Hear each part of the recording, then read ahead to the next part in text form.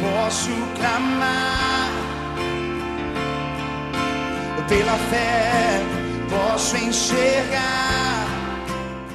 O programa Restaurando Vidas começa agora. A paz do Senhor Jesus sobre a sua vida, a sua família. Eu queria falar para você sobre expectativas. Quais são as expectativas que você criou, que você sonhou para a sua vida, para a sua casa? Quais são as expectativas geradas para 2015? As pessoas muitas vezes pensam só no material, mas Paulo, ele nos traz um alerta muito grande. Filipenses 1:21. Porquanto para mim o viver é Cristo e o morrer é lucro. Paulo foi chamado para viver e pregar o Evangelho. Paulo não pregava sem viver.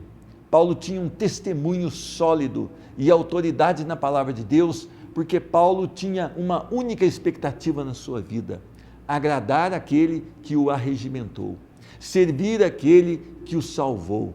Paulo vivia para louvar o Senhor Deus. As nossas expectativas quanto aos estudos, quanto ao trabalho, quanto à família, elas são válidas, mas elas não podem estar em primeiro lugar nos nossos corações. O seu primeiro desejo deve ser louvar e agradar a Deus, porque Deus é um Deus aqui e na eternidade. E nós, que somos salvos, iremos viver aqui para louvá-lo. E se morrermos, estaremos com Ele na eternidade. Que Deus abençoe o seu dia, que Deus abençoe os seus sonhos e que você viva essa expectativa, sempre servir a Deus.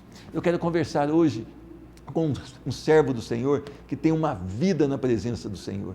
Ele é o Ariston, ele veio de Ipatinga para testemunhar o amor de Jesus. Vamos passar então essa entrevista. Posso clamar, pela fé posso enxergar. Recebo com muito amor no programa Restaurando Vidas, Ariston de Barros Ganda. A paz do Senhor, seja bem-vindo. Paz do Senhor, pastor, paz do Senhor, os ouvintes. Irmão, o senhor é nascido onde? Sou nascido em Ipatinga. E deslocou até Porto de Caldas para fazer o ministério que o Senhor deu para você. Rapaz, foi uma viagem boa. Nunca Quanto tempo de viagem? Deu no total 11 horas. Olha que bênção, né? 11 horas É um pouco cansativo, mas vem para uma região diferente também, sendo usado pelo Senhor. O senhor nasceu num lar cristão, irmão? A minha família toda é católica.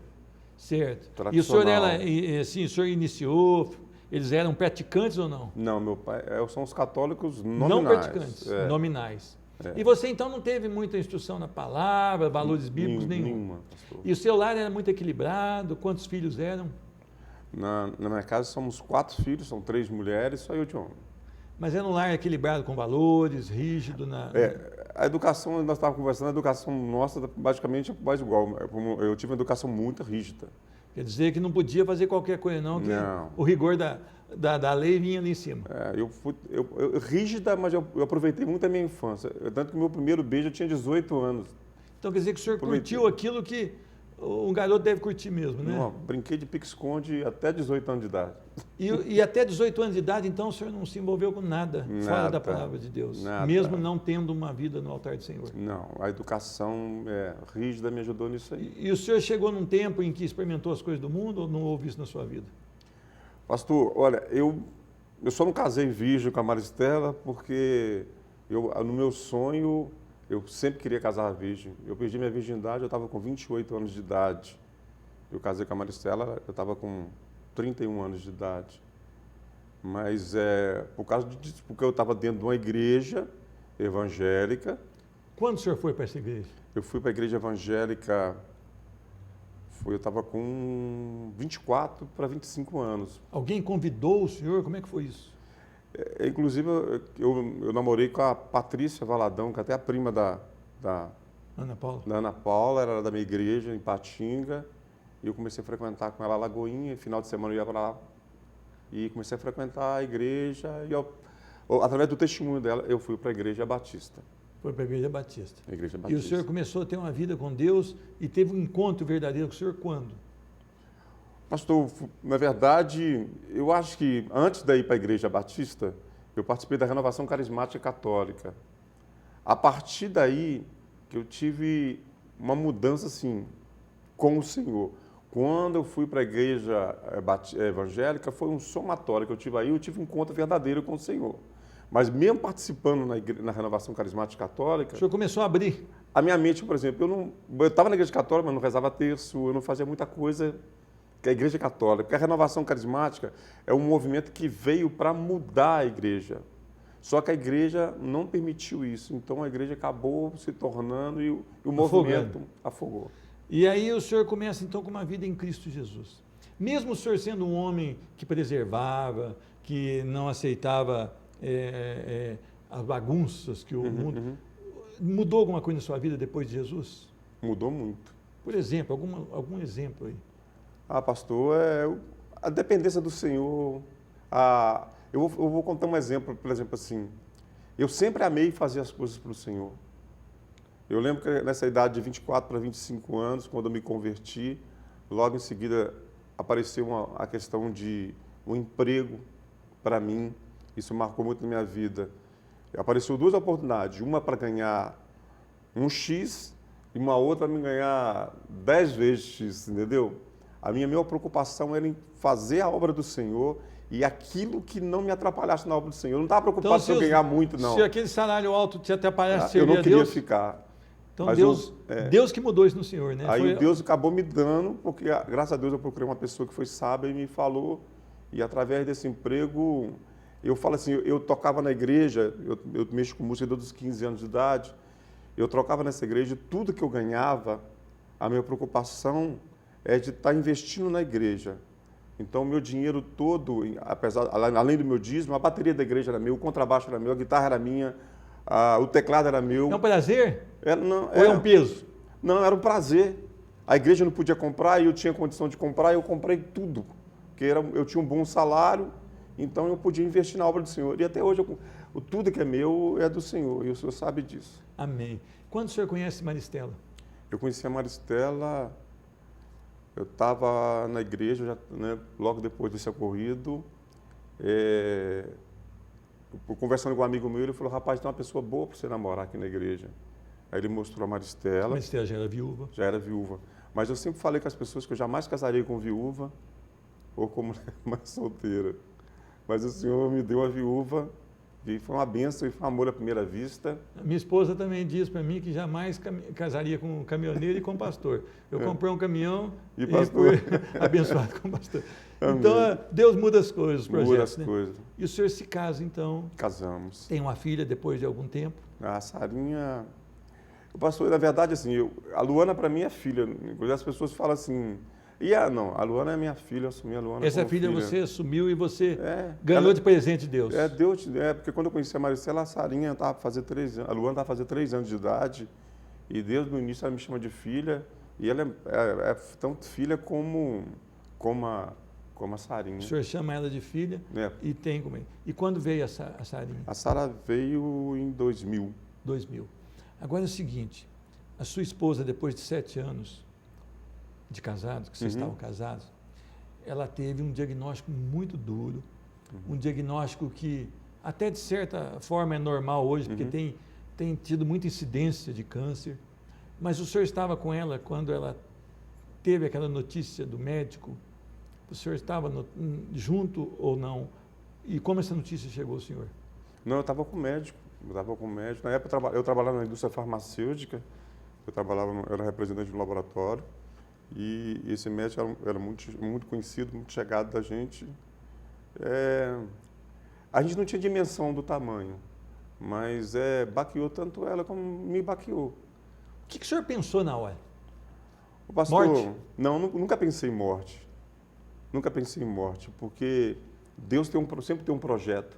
Eu falo que, às vezes, as pessoas veem a Maristela bem. À noite, por exemplo, lá em casa, já aconteceu várias vezes, quando vem a crise, que a Maristela, que ela sente dor 24 horas. Ela vira para mim e fala assim, amor, se eu não acordar, você sabe o que vai fazer. E eu sempre falei com ela, não, amor, Deus não vai te levar agora, porque tem um projeto muito grande a fazer.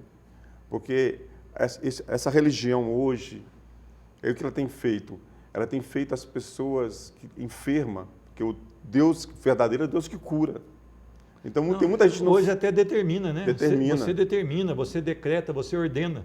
E você não é mais como Jó que fala, aceitei o bem e não aceitaria o mal. É verdade. E hoje tem muita gente enferma dentro da igreja e que o Senhor não curou, entrando em depressão, passando por dificuldade, porque esse tipo de evangelho está empurrando muita gente para o inferno.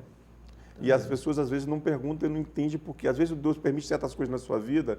Eu falo, hoje a gente vê, por exemplo, o livro da Maristela, os lugares que nós temos viajado para levar a palavra do Senhor, mas se você for voltar atrás, a gente nunca imaginava que ia dar nisso.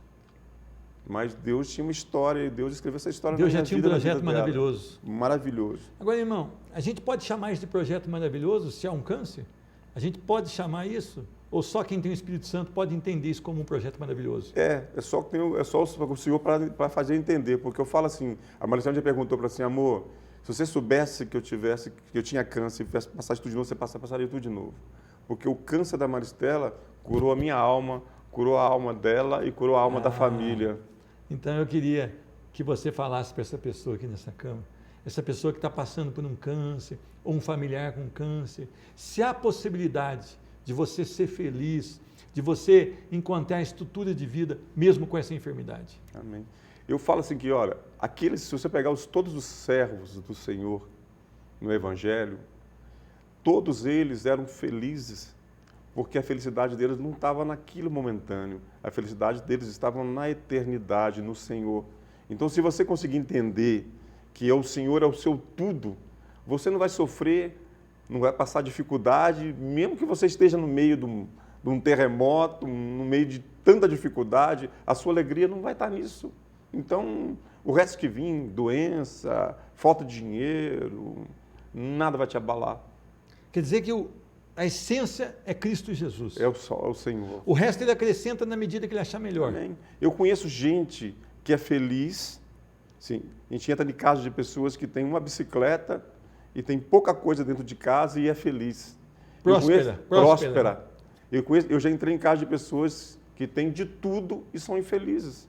Agora, irmão, então essa pessoa ela pode encontrar. Ela tem que buscar o que é certo, que é Cristo Jesus. Cristo Jesus. A verdade, olha, em João 14, 21 diz que aquele que tem os meus mandamentos e os guarda, esse é o que me ama. Na verdade, o Evangelho se resume em duas coisas, em confiar e obedecer. E você só vai obedecer a quem que você confia. E para confiar numa pessoa, você tem que conhecer bastante. Então, tem que estudar a palavra, tem que conhecer o Evangelho. A palavra de Deus fala que o povo se corrompe porque não conhece o Evangelho. Então, você tem que conhecer o Senhor. Agora, irmão, nós estamos vivendo uma época da nossa vida em que saem pesquisas que o evangélico soma 25%, outras pesquisas 30%, mas há uma grande parte dessa população que se diz evangélica que não conhece o Senhor. O senhor concorda com isso ou não? Concordo com o senhor. Na verdade, o evangelho está corrompido. Eu lembro, pastor, na década de 90, eu conversei com um cantor evangélico, quando ele foi tocar na nossa igreja, na Igreja Batista, e ele me falava assim, rapaz, o diabo está usando a música para destruir a igreja. Hoje, na verdade, através do evangelho, da música, a igreja está sendo destruída, porque hoje se canta muito e não se prega a palavra. As letras das músicas hoje parece que mais colocam um amor à pessoa mesma, né? As músicas hoje são todas humanistas. Voltadas para é verdade. Tem igreja que, se você deixar em 1h30 de culto, vai ter 15 minutos de palavra, o resto é muita música e para vender massageando o ego. Massageando. Por isso que eu acho que hoje em dia, eu estava falando com a Maristela, o Senhor tem levantado alguns pastores que não dependem do ministério para dirigir a igreja. O ministério não é mais uma fonte de renda. Não é a fonte de renda, porque aí ele pode pregar a verdade, independente de aquele que dá mais dízimo na igreja vai sair da igreja. Ele vai pregar a verdade para que o servo genuíno vai ficar na igreja. Amém. Tá? Irmão, as suas filhas, como elas vivem com essa situação? Como elas convivem com essa situação? Elas têm entendido o propósito de Deus? Porque é importante também, né? Você tem uma filha que já é casada. Tem, a Luana. A Luana já é casada, a Sara ainda não é. Não. Como elas vivem com essa situação? Pastor, elas já entenderam o projeto, elas amadureceram muito. É claro que é mãe, ninguém quer perder mãe. Mas ela sabe se a hora que o senhor puder levar ou a Maristela ou a mim, ela sabe que vai ser no momento certo. E ele continua sendo Deus vivo. Inclusive a Maristela fala muito, a gente fala muito com ela. Se botarem um revólver na cabeça minha ou da Maristela e falarem para vocês negarem o Evangelho, pode deixar atirar na minha cabeça e da sua mãe, que o mais importante é Jesus na vida da gente. Amém. Amém.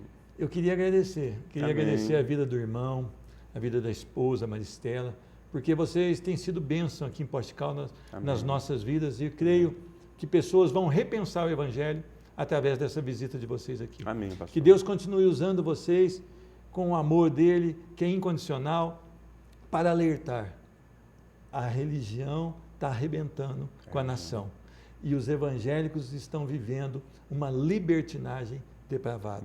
Nós precisamos voltar à origem da palavra de Deus. É verdade, o mais rápido possível. Que Deus te abençoe. Amém. No nome de Jesus. Amém. Amém. Eu volto daqui a pouco com o programa Restaurando Vidas. Posso clamar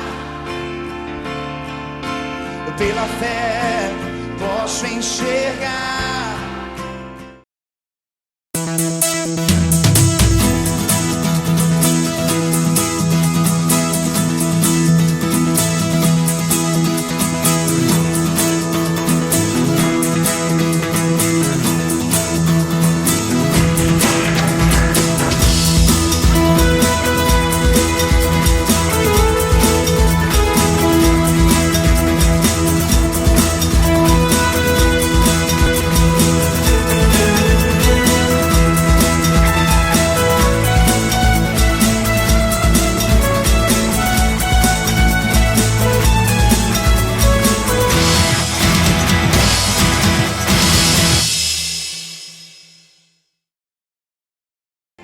Posso clamar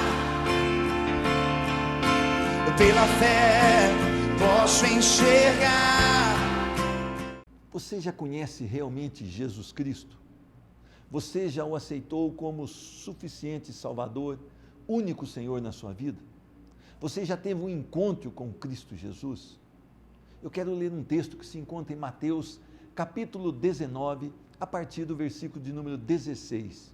Diz a palavra do Senhor: E eis que alguém, aproximando-se, lhe perguntou: Mestre, que farei eu de bom para alcançar a vida eterna? Respondeu-lhe Jesus: Por que me perguntas acerca do que é bom? Bom só existe um. Se queres, porém, entrar na vida, guarda os mandamentos. E ele lhe perguntou: Quais? Respondeu Jesus: Não matarás, não adulterarás, não furtarás, não dirás falso testemunho.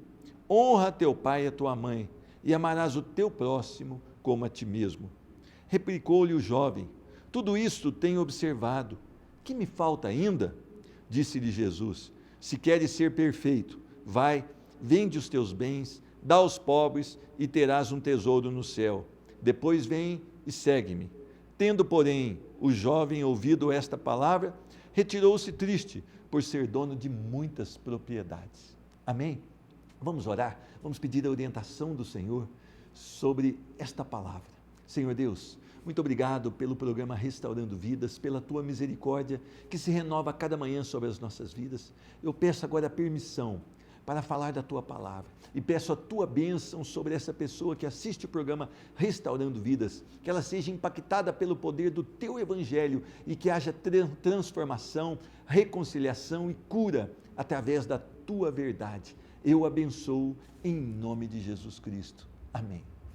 Você já se encontrou com Cristo Jesus? O que você tem priorizado na sua vida? Há algum ídolo estabelecido no seu coração que está roubando o lugar de Jesus? Muitas pessoas dizem conhecer a Deus, muitas pessoas são cuidadosos nas suas religiões e falam bem de Deus e se prostram, às vezes fazem até um gesto como tirar o chapéu, encurvar a cabeça, mas será que isso reflete realmente que eu e você conhecemos a Deus? Nós temos aqui a história de um jovem, e este jovem chega até Jesus, este jovem tem desejo de estar com Jesus, e ele chega e fala: Mestre, o que eu preciso fazer para herdar a vida? Em outro texto, lá em Marcos, 10, ele diz, bom mestre. Interessante. Eu queria falar para você que este homem, ele foi ao local certo. Ele encontrou a pessoa certa, que é a pessoa de nosso Senhor Jesus Cristo. E ele quis saber de Jesus, o que ele faria para herdar a vida eterna. E é interessante que o Senhor Jesus, então, ele começa a explanar algumas coisas, alguns valores bíblicos, para ver o que ele responderia. E este homem, então, ele diz que tinha observado todas essas coisas. E aqui o Senhor lhe dá 6 mandamentos relacionados ao próximo. E este jovem, então, ele não questiona, ele diz, olha, tudo isso tem observado. Mas é interessante que Jesus conhece os corações. E conhece os corações da maneira que sabe onde estava o coração daquele jovem. E o coração daquele jovem estava no dinheiro. O coração daquele jovem, ele amava o dinheiro, e amando o dinheiro, nós não podemos amar a Deus. E é interessante isto. O Senhor fala para ele, olha, uma coisa te falta para ser perfeito, para estar no centro da vontade de Deus. Tira esse amor do seu coração, vende tudo que você tem, dá o dinheiro aos pobres e vem comigo, vem ser o meu discípulo, vem me seguir. E diz a palavra que esse homem, então, um jovem e rico, né? Ele sai entristecido, porque ele era dono de muitas propriedades. E ele ponderou e falou, olha aqui, é muito dinheiro, eu não vou dar esse dinheiro, eu prefiro, então, ficar longe do mestre. Eu queria falar para você, que se diz hoje um cristão, que diz que ama a Deus, ou você que ainda não teve um encontro com o Senhor Jesus. Será que Deus é realmente o dono do seu coração? Será que Jesus Cristo é o Senhor da sua vida? Muitas vezes nós pensamos que somos de Jesus porque frequentamos uma igreja, passamos pelas águas do batismo e nós declaramos que somos de Jesus. Mas o nosso coração está lotado de outras prioridades. Este homem, ele teve uma oportunidade única da vida dele, de ouvir Jesus, de pegar a direção de Jesus para a vida dele e de ter a vida eterna. Este jovem, então, ele acha que ele já está muito bem, porque ele tem observado vários mandamentos aqui, e eu não creio até que ele fosse mentiroso, eu creio que realmente ele fosse zeloso, mas isso não basta. Hoje eu vejo muitas pessoas que vão a uma igreja evangélica, aceitam, entre aspas, Jesus como Senhor, passam pelas águas e continuam com os mesmos hábitos. Passar pelas águas é declarar publicamente que o velho homem está sepultado, as velhas manias, os velhos desejos, eles morreram com Cristo Jesus na cruz. É coisa séria, é um mandamento do Senhor do batismo, sim, mas é depois que você se converte, e conversão é mudança de direção. Aceitar Jesus não é continuar com o mesmo estilo de vida, mas é agora Jesus é o dono da minha vida e eu caminho não mais segundo o meu entendimento, nem segundo os desejos do meu coração, mas segundo o desejo daquele que morreu por mim na cruz do Calvário. Por isso nós estamos vendo tantos escândalos dentro das igrejas hoje, pelas falsas conversões, homens e mulheres que não morreram e não nasceram de novo. Eu queria falar para você, você já foi até Jesus? Você já se declarou arrependido, pediu perdão? Você já morreu para si mesmo? Você já entregou a sua vida para que Jesus cuide dela? Este jovem, ele foi até Jesus, mas quando Jesus então começa a tratá-lo, a mostrar para ele que ainda faltava algo na vida dele, ele se perde. Junto com Jesus, ele se perde. A palavra de Deus diz que replicou-lhe o jovem, tudo isto tenho observado, o que ainda me falta? E Jesus falou, olha, já que você perguntou, o que te falta é isso, é você tirar o amor do dinheiro.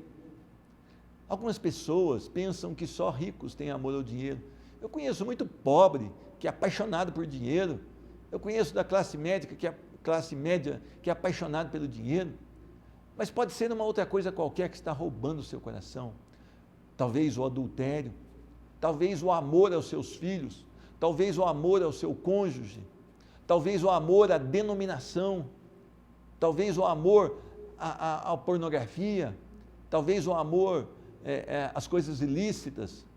O que tem faltado para você ter realmente um encontro com o Senhor Jesus?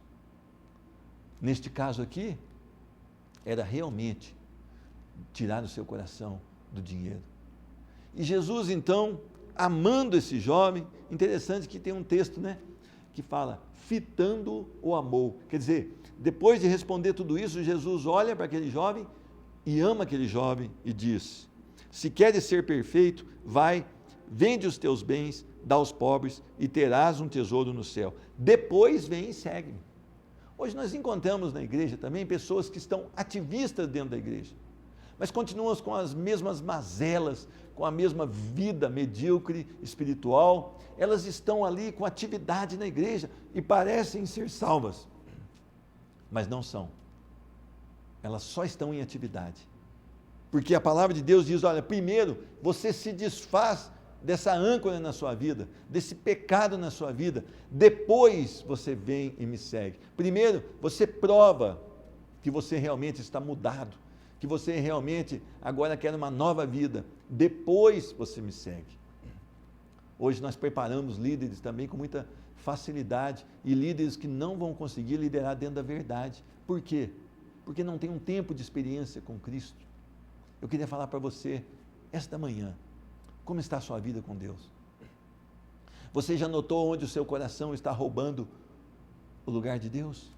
Você já notou qual é a sua prioridade? Se essa prioridade é Cristo Jesus, glórias a Deus. Mas se não é, há um tempo especial hoje para você repensar e tirar do seu coração tudo aquilo que não é de Deus. A palavra do Senhor diz que, tendo porém o jovem ouvido essas palavras, retirou-se triste. Por que ele estava triste? Porque ele queria os bens materiais. Ele achou que poderia andar em 2 barcos, amar o dinheiro e amar a Deus. Não, não podemos andar em 2 barcos. Ou agradamos a um, ou agradamos a outro. Não pode também de uma mesma fonte jorrar água ruim e água boa. Não pode um mesmo pé de frutífero produzir frutos e produzir coisas ruins. Ou você é de Deus, ou você está fora da promessa do Senhor. Este homem então foi embora, porque era dono de muitas propriedades. Este homem então disse, olha Senhor, é muito bom ter a vida eterna, mas eu prefiro somente essa vida aqui. Eu prefiro o que eu tenho, o meu tesouro aqui nessa terra, o qual eu posso ver. As pessoas são muito tocadas por aquilo que vem, mas a palavra de Deus diz que a fé não é pelo que vemos, mas é pelo que não vemos. E eu queria dizer a você, qual a sua decisão? Cristo Jesus ou amor às coisas desse mundo? Eu quero deixar para você, esse mundo passa, mas a palavra do Senhor permanece eternamente. Eu quero orar por você. Senhor Deus, muito obrigado pelo privilégio de podermos falar da Tua palavra. Que essa palavra venha trazer renovo, venha trazer restauração e salvação sobre esta pessoa que assiste o programa Restaurando Vidas. Toca no seu coração, transforma, faz um milagre nessa vida. Eu abençoo em nome de Jesus Cristo. Amém. Que Deus te abençoe, que você tenha um tempo precioso na presença do Senhor. Leia a Bíblia, estude a palavra, porque se a verdade vos libertar, verdadeiramente sereis livres. Que Deus te abençoe hoje, que Deus te abençoe sempre. Fique com Ele. Posso clamar pela fé, posso enxergar.